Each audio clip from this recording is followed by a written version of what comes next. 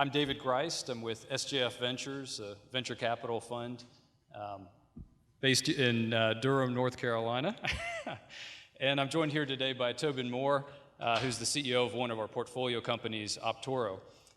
So to introduce Toby, Optoro has expanded from a scrappy startup when I first met him, and has now really become a major industry player, having raised over $100 million of equity, and is really helping the nation's top retailers address a really big problem of returned and excess goods. Toby's been recognized as a leading SaaS CEO through honors such as the Ernst & Young Entrepreneur of the Year Award. He's been named to Washington Business Journal's 40 Under 40, and prior to launching Optoro in 2008, he was the founder of eSpot, which was one of the original eBay drop-off stores. So we want to make this conversation as interactive as possible, so feel free to chime in at any time with questions, and love to engage with you guys. So Toby? Yeah. Whoa, sorry about that. Just a quick intro on David. David is actually one of our first investors years ago. I think it was back in 2010. But he's part of SJF, which is a green tech venture fund. They have about $140 million under management today. And David has led investments in 6 different companies in the asset recovery and recycling space. So today we're going to be talking, and he's been there for 12 years, and they're out of Durham. Today we'll be talking a little bit about sustainable commerce and really about creating a more circular economy for all these products that end up coming out of the forward supply chain, what to do with them and trying to get them back into circulation, whether it's through reselling, reusing, or recycling them, really. Great, great. Well, I'll start it off with a question for you, Toby. So Optoro, you guys have a pretty unusual mission, which is to be the champion of the world's returned and excess goods. So what in the world does that mean? Yeah, it's kind of an odd mission because people don't really think about returns very much. But raise your hand here if you've ever returned an item either online or to a store, anywhere. All right, pretty much about 90% of you raised your hand. It's an area no one really thinks about, but everyone returns items. And it ends up being an enormous amount of goods every year that get returned. In the US alone, there's 3.5 billion products returned every year. It creates about 4 billion pounds of waste from the reverse supply chain, everything that comes out of it. And the amount of waste that is created from it is the equivalent of what comes out of 4 million Americans annually. And we really saw an opportunity there because it's an area that people don't think about. It's not as sexy. It's been ignored really by retailers, by manufacturers, by consumers. And there's been a ton of inefficiencies in the supply chain which end up creating all this waste. We kind of found our way into that world and discovered that with the technology today and our ability to efficiently connect products from retailers and manufacturers and consumers to recyclers, charities, other individuals and businesses, we could reduce a ton of waste and get these products back out into use. Yeah, and so you mentioned about the waste. Can you talk a little bit more about what it is that you're doing to fix it and what kind of impact you think you can have on that opportunity? Yeah, so I guess an easier way probably would be to talk a little bit about what happens in the reverse supply chain. So typically what happens today, if you buy a good from your typical brick and mortar retailer down the street and you use it for a week or 2 weeks, decide that, hey, I don't want that Samsung product. I want to trade it in for an Apple. I want the Apple product. Once you return it, that product gets processed by a retailer. Someone at the storefront takes the product back. They take some information on it. They then put it in the back room. It sits in the back room for sometimes up to a month or a couple months. They then ship it back to a distribution center. Back at that distribution center, and that's if they don't destroy it. So first off, about 40 or 50% of the products get thrown out at the storefront. It's just an enormous amount of waste, and it's because they have inefficient ways of processing and getting these products to more productive ways of using them. But anyways, it goes back to a distribution center. It gets processed again there. Someone at the distribution center makes sure that the storefront sent all the products back, so they scan it in, touch it again, and then they put it up in a shelf, which is typically a corner in the back of a distribution center. So these distribution centers are made for sending goods out to stores or out to people. When it comes back, this is just byproduct. It's about 10% of the good. So one in every 10 good gets returned, and it ends up in the corner of a distribution center, builds up there, and then typically once a quarter, a retailer will sell this to a big liquidator. And these are guys in the middle of the country, in Tennessee and Kentucky and a lot of the Midwestern states, because they're centrally located. So they'll buy 100 trucks at a time from a big box retailer. Those goods will then come back to that person. They'll touch them, scan them, put them in different categories, then they'll sell them off to these regional distributors. So these folks that are in the Austin region, the Houston, Texas region, the San Francisco Bay Area, and those distributors, those regional wholesalers will then sell it off to pawn shops, dollar stores, thrift stores, and those guys then sell it off to end consumers. So throughout this process, products are touched by 5 and 6 different middlemen. There's a ton of waste that happens along the way. Each time, if you have TVs going through it, you might start off with 100 functional TVs. By the time it gets out to the end of the supply chain back into the secondary market, you might lose 30 of them just by damages. And every time it goes and gets touched again, it's also being shipped from location to location. This ends up creating an enormous amount of waste. What we came up with was a technology that determines what this product is worth the first time it's been touched, and then how to remarket it from the first point it comes back into the reverse supply chain, which is what that whole supply chain I just talked about is called. And from the first touch point, it figures out whether or not it should be sold online to end consumers, should be sold in bulk to different businesses that might resell it out of a thrift store or a flea market, or whether or not to connect it to a recycler. If it's something that's broken or not worth going back into the secondary market, it should go to a recycler right away. Or it might be something that should be donated. It just doesn't make sense. No one wants to buy it, but say it's open box markers and it's missing 2. No one wants to buy it, but a school somewhere in the country that can't afford markers might want it. So our system connects all these products from the first point that it comes back in the reverse supply chain back out to the secondary markets. And by doing so, what we've done is we've measured with some of these retailers how much waste they produce by the traditional supply chain, and then what it ends up by using our technology. We estimate that you can reduce the amount of waste in the US by 3 million people a year, so the equivalent of Austin and Houston combined, how much waste they produce in a year.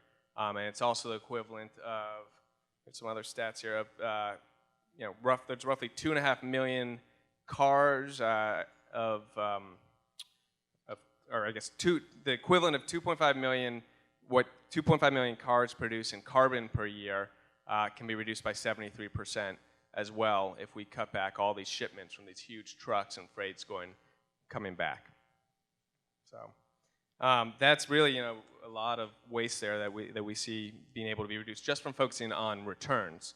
And returns is just a small part of this entire reverse supply chain and all the waste coming back from today's consumer society. David, I know you guys are focused on a lot of other areas of waste and that's produced today and ways of creating more sustainable solutions. Can you tell us a little bit about that? Yeah. And I think an important concept here for this space to mention is that of residual value. And what I mean by that is when you go to buy a new car, you wouldn't just throw away your old one. There's such tremendous value left in the used market, but that's exactly what's happening in so many different industries. It's really mind-boggling, and I feel like we're just barely scratching the surface in so many areas. I think customer returns, Toby's providing a good example, but some other areas of waste opportunities that we see are, one being cell phones. There's over 1 billion cell phones sold globally every year, and only about 40 million or 4% are being reused right now. Even in the U.S., it's just a little bit over 10%. That's a tremendous opportunity.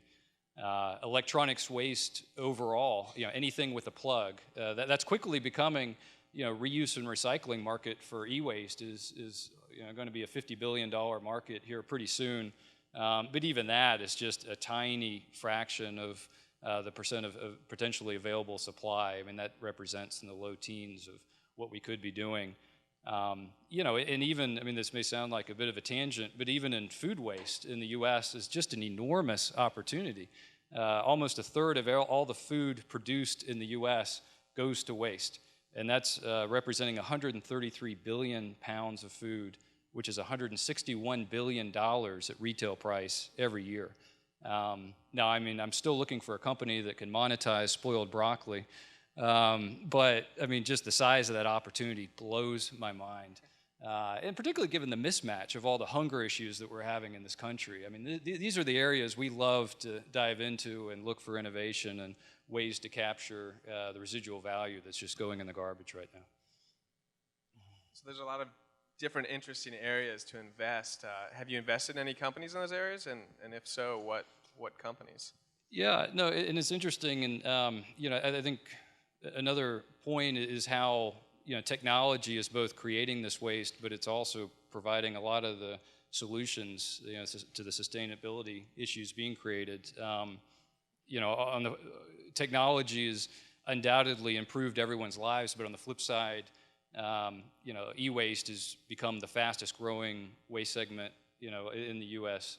System, and it actually represents 70% of the overall toxic waste going into landfills.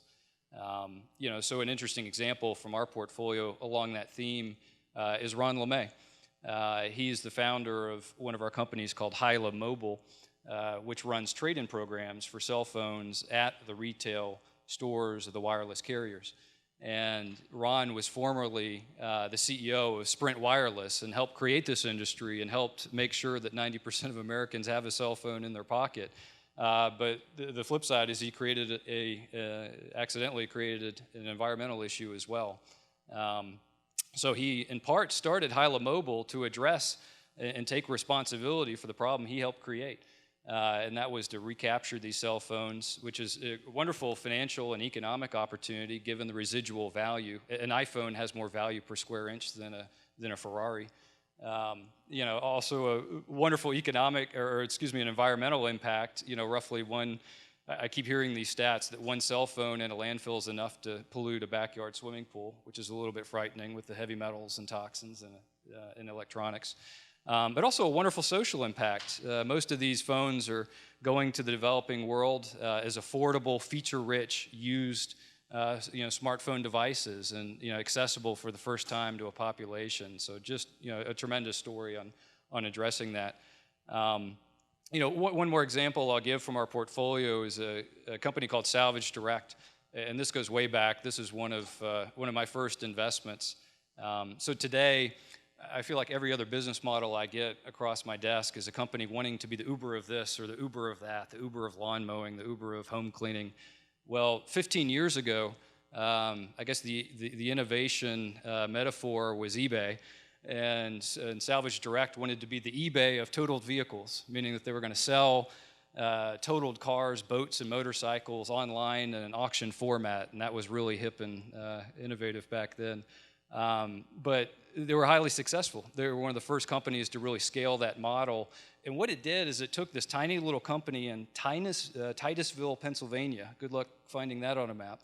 And it suddenly fundamentally changed their buyer base nationally and internationally. Before, this was an old line industry where people would come to the local salvage auction on Friday night, and whoever was there would buy what they could buy. Now this company in Titusville, Pennsylvania was selling total cars to Eastern Europe. They're selling total boats to South Africa, who was hoarding fiberglass for a number of years. And what it did, the impact was it reduced the waste of these vehicles going to landfill to less than 0.1%, which was just an amazing impact. So anyway, we're seeing all these examples of technology, both being cause of a problem, but a big part of the solution as well. And some of these I just never would have even thought of. The creativity of entrepreneurs and the reuse and capturing residual value is just endless. And I guess to that point, Toby, what is it that led you to get into the world of customer returns of all things? Did you grow up wanting to be a a used good salesman growing up? Yeah, pretty much. No, it was, well, it's definitely been a longer story than the typical startup boom today where you hear, company's been around 4 years and raised $100 million and they're a unicorn. Started off back in college, which hard to believe is over 10 years ago now. But eBay was just coming up. It was probably 2001, 2002, and people were starting to use it for more consumer goods and collectibles. And I noticed that in college every year at the end of the year, all the seniors would throw out a ton of things and a ton of good furniture and all types of items that had a lot of value. Yet they were out of there really quickly because it was really hard to get those to people at the time who wanted those goods. At the same time, my dad also had inherited a bunch of stuff from his dad, and it was, his dad was a pack rat, so it was collectible, toys from when he was a little kid, just knickknacks from his entire life. And my dad started collecting more of that on eBay. He would buy whatever he could that was similar to what his dad had, until my mom was having a fit and wanted to get rid of all this stuff. So I saw an opportunity just thinking of the world of eBay that was now online, connecting all these users everywhere who suddenly before you had to get to the right shop in the right place in the country to resell that used item. Now you had all the people around the world connected online. And I thought, why not make it easy to connect all the products that people want also to those buyers? Back when we first started, there was a mismatch of trust online. So we saw that if you listed a collectible or an antique on eBay and you were someone like my dad who didn't have a rating and who was in his late 50s, it was difficult to figure out how to do that. So I thought it's both difficult to do that, but also it was difficult to have the trust that another buyer would pay the full amount for that item. So I thought there should be a service there that automatically lists products for people, gives them faith that the product is real and legitimate, insures it, and then sells it for them to make it just easy and turnkey. So that's how we started initially. We started off with one of the first eBay drop-off stores. It was from a college dorm room to an attic space above my parents' garage, and then to a small storefront. And we took out 37 credit cards to do so. So I lucked out timing-wise. It was 2005 and 2006 when I started taking out credit cards. And I was about 22 or 23. Back then, you wouldn't think it, but they gave $300,000 in credit to a 23-year-old who had never done anything before. So today it's easy as a startup to gain money. Back then it was a credit card game. So we did that for a while, had a storefront, took in goods from individuals, and then what happened was retailers in our local neighborhood started coming to us. And at first it was your local boutique that had last season's fashion goods to sell. And before we knew it, it was my college friend and myself. We were a couple of 23-year-old guys suddenly selling Louboutin shoes and Chloe handbags and all these items. And then a local jeweler came to us and had all their trade-in watches. It was all the things they would take, trade-in watches that people weren't using, give them credits, and sell new watches. Suddenly we had $1 million of Rolexes online. And then a pawn shop came to us that was a chain of local pawn shops that was selling all these open box goods from the retail world. And they asked us if we could help them sell it. At first we were wondering where they got it and was this legitimate? After looking into it, it was. And they were the guys at the end of that entire supply chain that I was talking about. They came to us because they had access to tons and tons more of those goods from the big box retailers, but they needed a way to get to all these people online, and they saw us as the opportunity to do that. So that's when we got into selling those goods, and when we were at the end of the supply chain, we realized our software was automatically listing the product, pricing it, finding the sellers around the world. So why did there have to be these 5 different middlemen in that supply chain? So that's when we came to David and said, hey, David, we want to make our technology and software cloud-based and give it to all the retailers to fix this supply chain. Can you help us out a little bit? And that's really how it began. And then David came on, and from there on, we grew from I think 2010 it was about 20 people it was 2011, the very beginning of 2011, from January. January 2011, from 29 people to today we have 350 people. So that was really our beginning, but overall it's been an 11-year journey since the days of college, and then garages and pawn shops. It was like the wild, wild west back then. So David, quick question on your end. As a green tech investor, does that look a lot different than other VCs out there? How do you choose the companies that you invest in? Do you guys look for the same type of returns that other VCs have? Yeah, no, we do. And in fact, our business has evolved over time as well as many of our portfolio companies, moving from being an eBay drop-off store to a SaaS software company. We started 16 years ago. SJF, even our name, is different. So it stands for Sustainable Jobs Fund, which, by the way, is terrible marketing. If you really want to limit your deal flow, have everybody think you're a government jobs program. But so we shrunk that to SJF, make it a little simpler. But when we started out, we wanted to make investments in companies that were, changing the world for the better, environmentally and socially. And our first fund, we purposely went out with a below market rate vehicle, meaning we were going to get some pretty, modest financial returns, but very high environmental and social impacts. And I think a lesson we learned very quickly is that if you use the venture capital model to go out and have below market returns, you are guaranteed to get them, which is not sustainable. And maybe this should have been obvious up front, but we learned that for our own model and for the companies we back, we're looking for companies whose sustainability is just beyond the environmental impact, but the business model itself. If that scales, the impact scales. And I will say, often in social enterprises, sometimes that can be a little bit ignored. I think these are companies that are get started for all the right reasons, big hearts, but having as much discipline about the business model being sustainable is just as important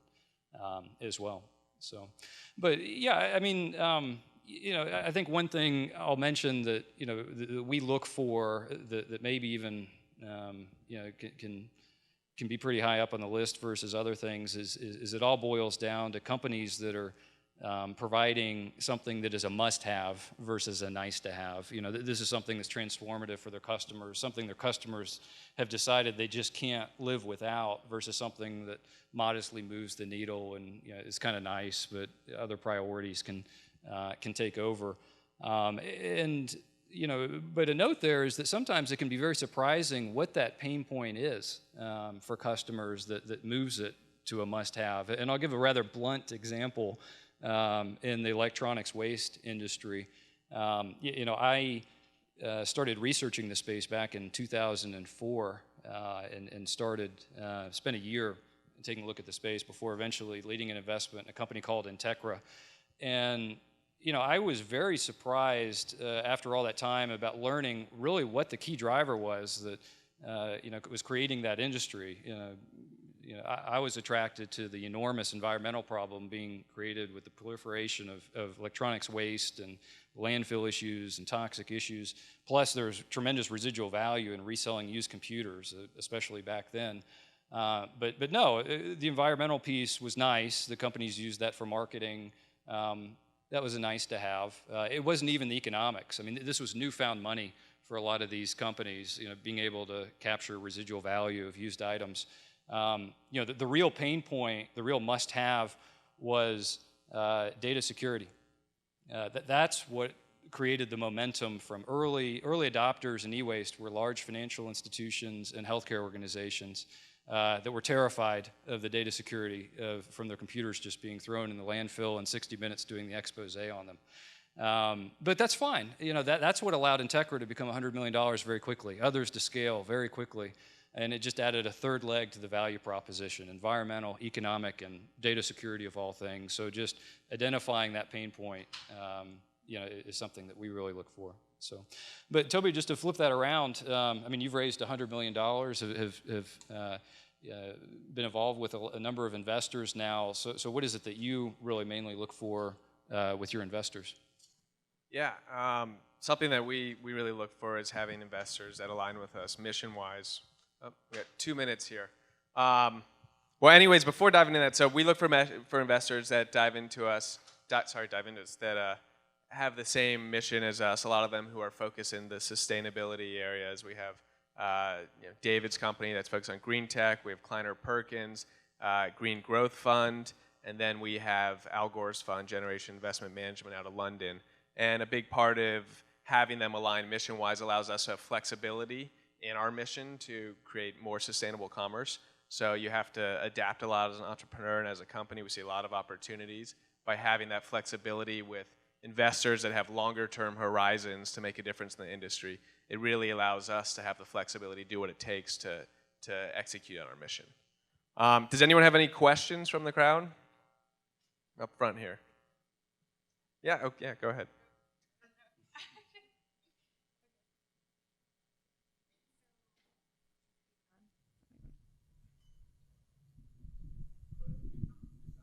Okay, cool.